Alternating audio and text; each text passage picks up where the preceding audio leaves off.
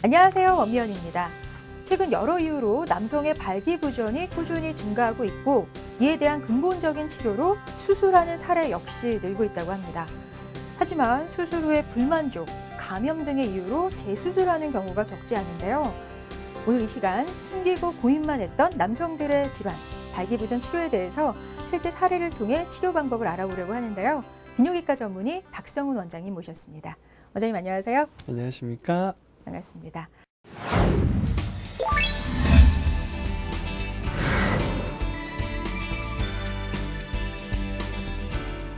먼저 오늘 환자 사례부터 살펴보겠습니다.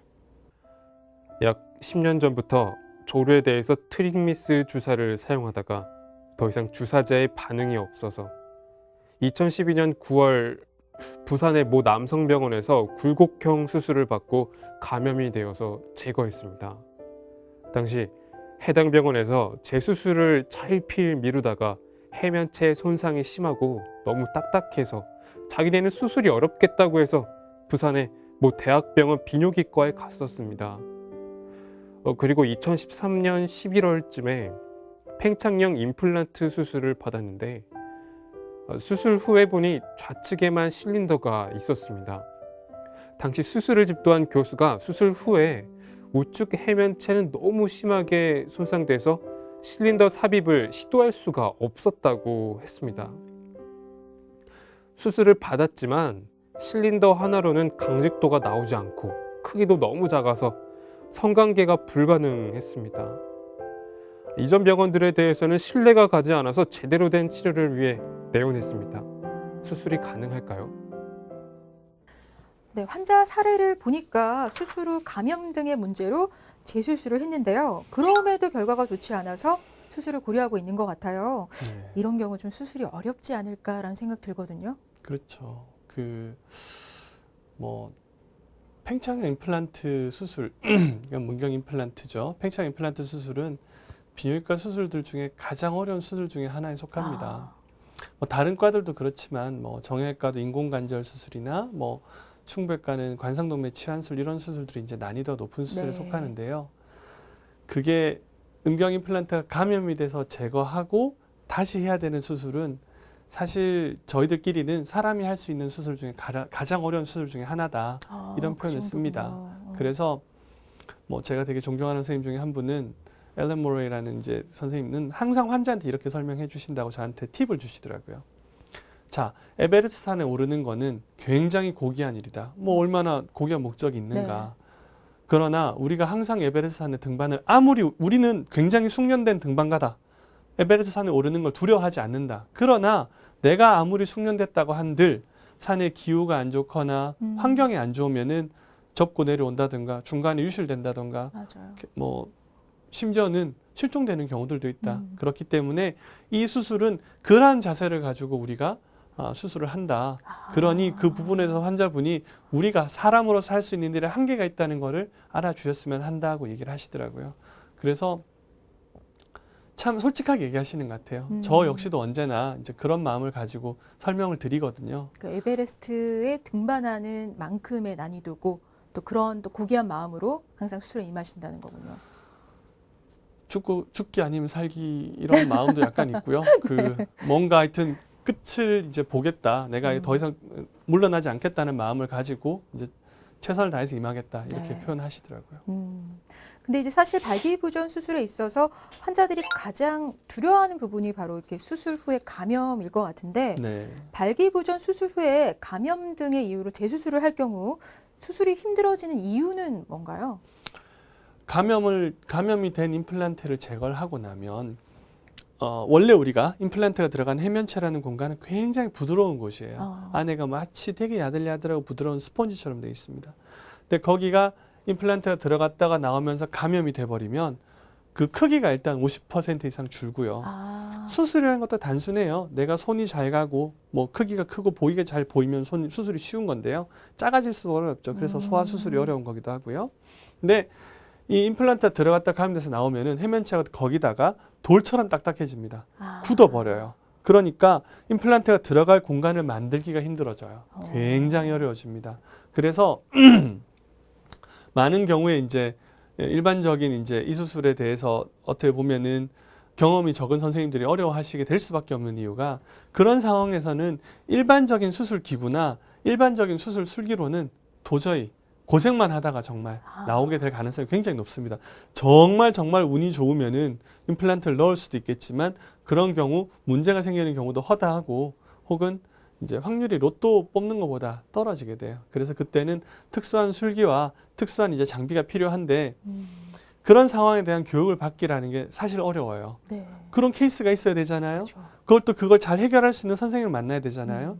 그렇기 때문에 그리고 그걸 보고 우리가 안다고 하더라도 많은 이제 숙련을 통해서 그 맞아요. 기술을 몸에 익혀야 되는데 그런 경우를 가지기가 사실 일반적인 선생님들한테는 좀 어려운 면이 있습니다. 그렇군요. 그러니까 재수술이 정말 쉽지 않다는 말씀이신데, 네, 이제 사례 환자를 보니까 수술 후 감염으로 부영물을 제거하고 이후에 재수술을 했는데 역시 만족할 만한 결과를 얻지 못했고, 네. 그래서 3차 수술을 고려하고 있는 거예요. 네. 이런 경우는 정말 수술이 더욱 쉽지 않을 것 같거든요.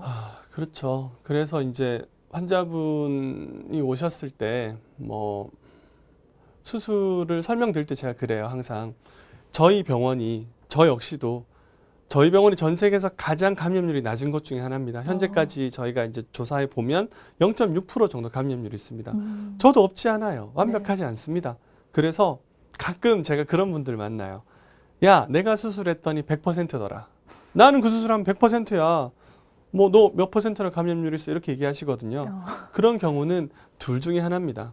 첫 번째, 아직 그 선생님이 경험이 부족하시든가 두 번째, 의도적인 거짓말 하시든가 세상에 0%는 없고 100%는 없습니다. 그게 저희 수술하는 사람들의 자세여야 된다고 생각합니다. 네. 최선을 다하겠다. 그러니까 더 조심하게 될 테고. 네. 이분 수술에서도 최선을 다하겠다. 결국 이분이 애시당초 처음에 수술을 받으신 목적은 본인의 만족도였습니다. 맞아요. 내가 만족할 만한 성기능의 회복이었어요. 그랬는데 수술을 반복하면서 그게 점점 나빠진 겁니다. 네. 이분이 애시당초 처음에 수술 받았던 그 병원을 이제 뭐 두고 2차 수술 받았던 대학병원에 다시 가셨어요. 가셔서 본인이 기대했던 거랑 다른 결과니까 성관계가 불가능했거든요. 임플란트가 하나 들어가 있긴 했는데 좌우 보통 임플란트가 들어가게 되는데 네. 좌측 실린더밖에 없는 거예요. 그것도 굉장히 가늘고 짧은 실린더로. 그러니까 뭐 수술한 의사는 야, 그것만 하더라도 얼마나 힘들었는데 내가 얼마나 고생해서 수술해 줬는데 당신이 나에게 이제 물에서 건져놨더니 보따리 내놓으라는 거냐? 네. 그냥 그렇게 살아라. 환자는 무슨 얘기냐? 나는 이러려고 수술 받았던 거 아니다. 내가 찾을 거 돌려다오. 못하니까 그냥 그렇게 살던가 뭐 고소를 하던가 이렇게 되게 격하게 이제 감정까지 간 네. 거예요. 저는 둘 다 상황이 안타까운 거예요. 그 수술해준 그 선생님도 환자가 좋아지기를 그렇죠. 최선을 다해서 해주셨고 네. 환자 역시 그 선생님 믿고 갔던 건데 그 관계가 그렇게 끝나서는 안 된다고 생각하거든요. 그리고 환자분이 원하셨던 원래 그걸 찾기 위해서 최선을 다해야 된다 그렇게 생각을 했죠. 환자분한테 설명을 드렸어요. 저도 사람이고 인간적인 한계는 있다. 그러나 내 최선을 다할 테니 믿고 맡겨주시면은 제가 한번 해보겠습니다. 그렇게 설명드렸던 거죠. 네. 근데 사실 3차 수술에 대해서 뭐 그 의료기관도 굉장히 난색을 표한 상황이고 환자가 느낀 좌절감은 사실 더 컸을 텐데 그래도 다행히 원장님께서 수술을 해주셨어요. 어떤 수술을 받은 건가요?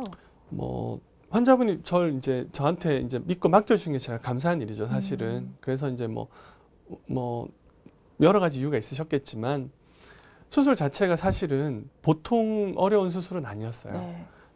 제가 보통 재수술을 하더라도 저는 사실 1시간 반 안에 끝내거든요. 임플란트를 넣는 수술할 때 1시간 내에 저는 끝내고 싶어 합니다. 왜? 1시간이 넘어갈수록 수술 시간이 길어질수록 감염률이 높아질 수도 있습니다. 이제까지 연구된 논문에 수술 시간이 길다 해서 감염률이 높아진다는 보고는 없습니다. 없습니다. 그러나 저는 개인적으로 불안해져요. 직관적으로는 늘 수밖에 없거든요. 네. 그렇기 때문에 수술에 뭔가 오류를 줄이려고 하는데 이분 수술 시간은 150분이 걸렸어요. 2시간 반이 걸린 거예요, 제가. 이유가 왼쪽은 실린더가 들어가 있었으니까 해면체가 있는데 네. 오른쪽은 해면체라고 부르기가 굉장히 힘들었어요. 이게 형체가 거의 남아있지 않았어요. 그렇기 때문에 새로 어떻게 보면 거의 해면체를 만들다시피 해서 수술했었기 때문에 이제 그게 좀 힘들었죠. 그래서 수술하는 내내 이런 경우에는 저도 마음이 불편해요. 빨리 끝내야 되는데 아니다. 빨리 끝내는 게 아니고 제대로 끝내야 된다. 제대로 끝내려면 빨리 끝내야 되는데 그러면서 이제 그렇죠. 갈등이 생기죠. 그러니까 선생님도 역시 그 성공에 대한 부담감 굉장히 크셨을 것 같고, 근데 어떻게 이렇게 수술을 결정하실 수 있었을지 쉽지 않으셨을 것 같아요. 어려운 수술 좋아하는 의사는 아마 없을 겁니다. 그렇죠. 저 역시도 쉬운 수술이 좋아요. 네. 그거는 사실이고요. 네.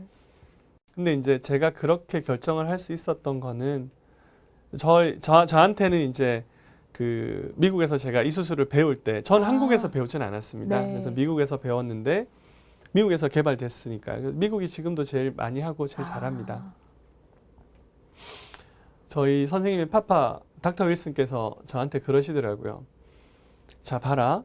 네가 이 수술을 배워서 이제 한국에 돌아가면은 이 수술을 받아야 되는 사람들이 있을 거야. 쉬운 사람도 있고 어려운 케이스도 있을 거야. 근데 너가 의사로서 가져야 되는 마음가짐이, 이 수술을 한 의사로서 가져야 되는 마음가짐은 그 어렵고 남들이 안 한다는 환자 절대 피하면 안 된다. 진짜 필요한 사람들이면은 네가 실력이 부족하고 모자라다 그러면은 다른 사람에게 보내고 의뢰를 할지언정 그들의 어려움을 해결해 주려고 노력하라고 하시더라고요. 아마 그게 가장 컸던 것 같아요. 그러면서 날 좀 자랑스럽게 해다오. 내 나이 이제 70 넘었고 내가 바라는 가장 큰 기쁨은 내 제자가 가서 잘 되는 거다. 너가 가서 그들에게 도움을 줄 수 있다면은 그게 내 가장 큰 기쁨이다. 서양 분이신데 약간 동양적인 그 스승님 같으세요. 그래서 그게 아마 어떻게 보면 꾸짖는 거랑 같았거든요. 젊은 의사들이 왜 쉬운 것만 찾아가냐, 왜 그런 것만 하냐. 너희가 정말로 빛을 발할 수 있는 곳은 어려운 환자들, 힘든 환자들, 그들을 도와줬을 때 가장 큰 보답은 경제적인 이득이 아니더라고요.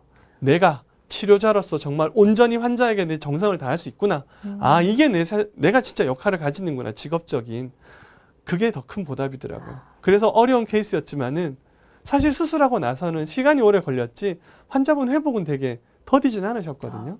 그래서 뭐 좋아지셨어요. 그리고는 이제 이런 경우에 사실 환자분들이 2-3번 정도 병원을 사실 겪고 오시잖아요. 네. 반신반의하세요. 그렇죠. 다 안 된다고 하고 뭐 원장님 믿고 테니까. 맡깁니다 말씀은 하시지만 되겠어? 약간 이런 생각을 하세요. 네. 근데 이제 했고 됐잖아요. 결과가 어땠나요? 좋았나요? 이게 수술하고 이제 양쪽 실린더 다 들어갔고 감염 없이 잘 회복이 됐어요. 근데 이제 하나 안타까운 거는 감염이 돼서 오래됐다 보니 크기가 줄어든 거는 그건 이제 나중에 다시 교정하기로 했었고요. 보면 이제 설명이 된 거였으니까 이제 되잖아요. 2개가 들어갔고 펌프했는데 성관계를 할 만큼 이제 기능이 되니까 환자분이 되게 신기하시는 거예요. 다른 병원에서 안 된다 그랬는데 너는 왜 되는 거냐? 대체 뭘 한 거냐? 아니면 뭐 무슨 용을 빼는 재주가 있어서 그런 거냐? 그렇게 얘기하시는데 사실 제가 뭐 하늘에서 뚝 떨어진 뭔가 있는 게 아니거든요. 저 역시도 사람이고 뭐 다른 의사들랑 똑같습니다. 다만 제가 다르다 그러면은 아마도 저는 지금도 꾸준히 매년 배웁니다. 제가 트레이닝을 다른 의사들 해주고 매년 나가서 다른 의사들이 수술하는 걸 보는 이유는 그들이 어떻게 하는가. 제 거랑 비교하고 배우고 또 가르치다 보면 제가 또 배우고 자꾸 지적을 받거든요. 왜 그렇게 하느냐 이런 식으로. 그런 게 아마 가능하게 만들지 않았었나. 왜냐하면 기술은 계속 발전하거든요. 그래서 의학 혹은 의학에 관련된 업무를, 그러니까 직업을 삼는 사람들, 특히 저희 의사들은 뭐 간호사나 다 마찬가지겠지만 평생 공부를 하는 게 저희의 가장 중요한 어떻게 보면 일 중에 하나가 아닐까 싶습니다. 네. 원장님 말씀 듣다 보니까 막 진짜 절로 박수가 나오는데요. 사실 수술 부담이 굉장히 컸을 텐데도 그 환자의 입장에서 수술 마다하지 않고 또 이 분야 나름 이제 최고 위치에 계시는데 늘 배우는 자세로 임하는 것도 굉장히 대단하다는 생각이 듭니다. 네, 멋지세요. 저는 최고가 아닙니다. 의사들은 최고가 있을 수가 없습니다. 뭐 자기가 월드 클래스라고 말은 할 수 있겠지만 클래스라고 얘기는 할 수 있을 거예요. 근데 본인이 최고라고 느끼는 그 순간 그 사람은 최고가 아니게 될 거예요. 왜냐? 최고라는 것은 과정이지 저희에게는 위치가 아니거든요. 그래서 공부하는 게 중요한 게 올라갈 수 있는 아닐까. 곳이 있다라고 생각하시니까 더욱 노력하시는 거군요. 의학은 계속 발전해야 됩니다. 그래야 저희가 환자들에게 더 좋은 진료를 제공하니까요. 네. 저희 의사들도 아직 많은 걸 모릅니다. 배워 나가야 될 겁니다. 그런 생각 자체가 굉장히 본받고 싶습니다. 네. 야, 사실 이 발기부전이 한 번의 수술 결정도 쉽지가 않은데 이분의 경우처럼 재수술을 해야 하는 상황에 놓이게 되면 몸과 마음의 고통이 더 클 수밖에 없습니다. 재수술의 경우에 수술이 더욱 까다롭고 어려워지는 만큼 의료기관 선정 시에 수술 감염률이 좀 낮고 경험이 풍부하고 또 숙련도 높은 전문의가 있는 곳을 찾아야 한다는 거 잊지 마시기 바랍니다. 원장님, 오늘 도움 말씀 고맙습니다. 감사합니다.